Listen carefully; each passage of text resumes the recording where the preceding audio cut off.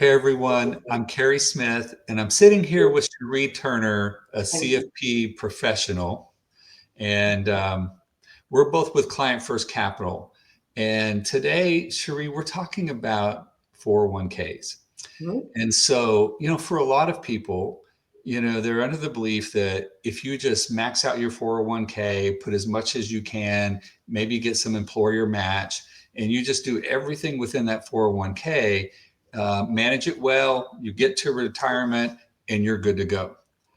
mhm. But Cheri, you say, not so fast. There might be more to think about, and there might be some other considerations to make sure you're prepared for retirement. Right. So, let's just start there. Cheri, why do you feel that a 401k maybe falls short in preparing you for retirement? Yeah. So while the 401k is a really powerful tool, it just has some limitations, especially for those who might be aiming to build long-term wealth or build in tax efficiency. So one of the considerations is that the contribution limits over the years really haven't kept pace with inflation and the cost of living.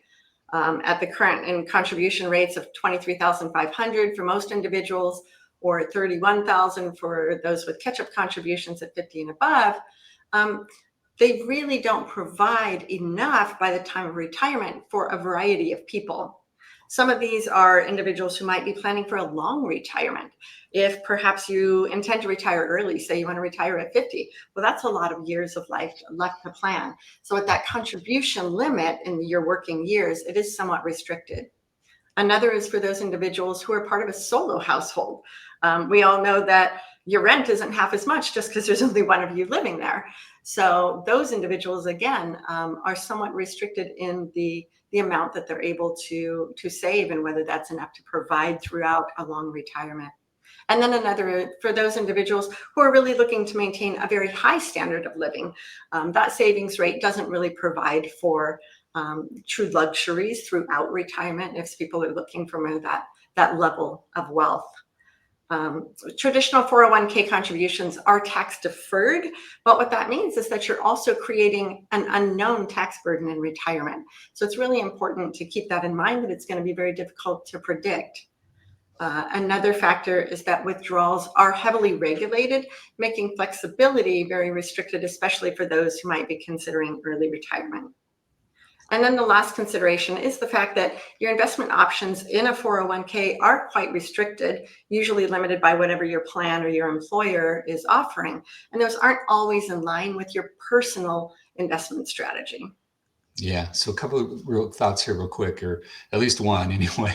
Mhm. So another category of person where it may not be sufficient is people who just got a late start, right? Yes, And absolutely. so not everybody started putting in their 401k when they were 25. Right. Some of them, they were 35 or 40 before they really, Mhm. got started on that. So that's another category of group. So, when I first asked that question, I thought it was just going to be you're just not going to have enough money, but it sounds like there's maybe some other risk there. So, as I listen to you explain, so what do you feel is the real risk of relying too much on just your 401k? Right. So the biggest challenge with relying heavily on it is what happens when you start to withdraw. Because as many of us know, every dollar that's withdrawn is actually taxed as ordinary income. So although you're not paying taxes on it today or when you make that contribution, you will be fully taxed later in life. Another consideration is that at 73, your required minimum distributions or RMDs begin, and those force withdrawals out of your account, whether you need those funds or not. And those basically create unexpected tax consequences. Oftentimes, this can lead to bumping you into another tax bracket. It can also impact your Medicare surcharges and premiums and the taxation of your Social Security benefits when combined with your other sources of income. And even the loss of certain credits and deductions you can lose at increased levels of income.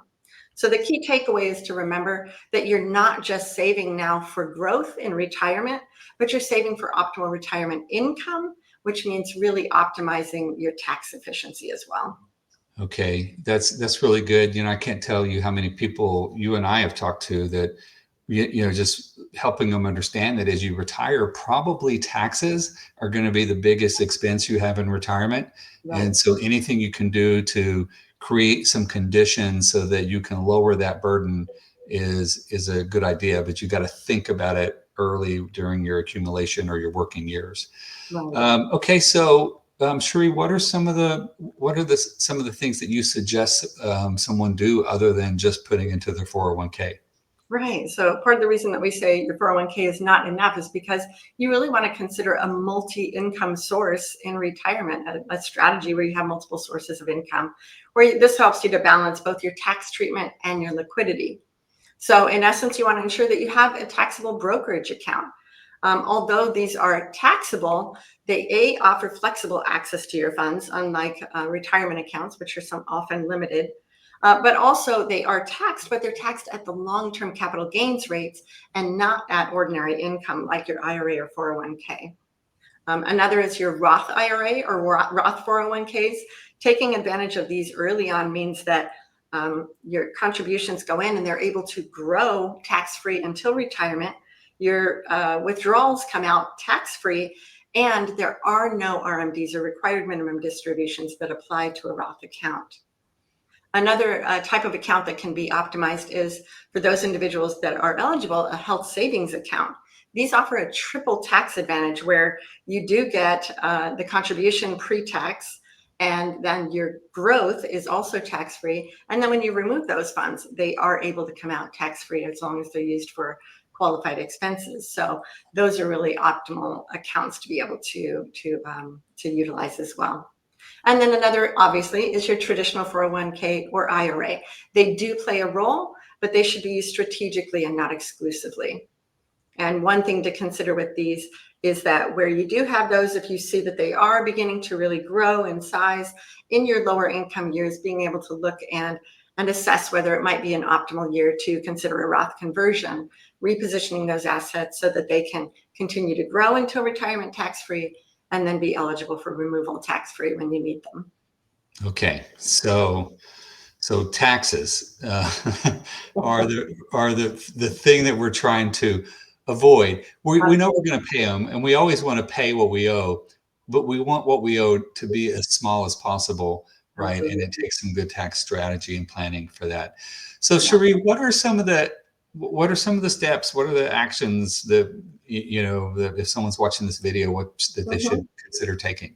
Right. So, well, first is asking yourself, am I saving enough? Are you optimizing those retirement contributions? But are you additionally making sure that you have money maybe going into those brokerage accounts and the other types of accounts? You can consider, are you saving in the right place? In some years, you can put a portion of your contribution into your pre-tax 401k, but also a portion into your after-tax Roth IRA. And so you can consider whether or not you want to balance and split those. Another is assessing how your retirement is currently distributed in the various buckets, right? How much do you have in the tax deferred accounts? How much do you have in the tax-free? And then how much in the taxable? Because each one really does play a different role in your long-term strategy. Okay. I know also just a good idea if you're in a job where you get bonuses, bonuses are a great opportunity to to put some money away in a brokerage or an after-tax account that you can use once you retire. So, yeah. Okay, Cheri, I think you've shined some good light on why it's important not just to rely on your 401k. Chances are if you do, you'll have a good retirement, but what we really want is to just thrive and have an awesome retirement and reduce what we're paying in taxes. And so, yeah, so thanks for this topic. Any last thoughts before we wrap up? Not to sound like I'm dissing the 401k, right? Maximizing your contributions is a great start, but it is just one piece of the puzzle. Make sure that you're also optimizing your tax efficiency. Yeah, definitely not dissing. You started with, it's an important and powerful tool, right? It's just that it could use some compliments as well so that you have a great retirement. Cheri, good job. And thank you for that. If you're watching this video and you found this helpful, please give it a like. It helps other people find our content. Also, if you're planning for retirement at Client First Capital, we help people prepare for retirement, transition into retirement, and then live a great retirement.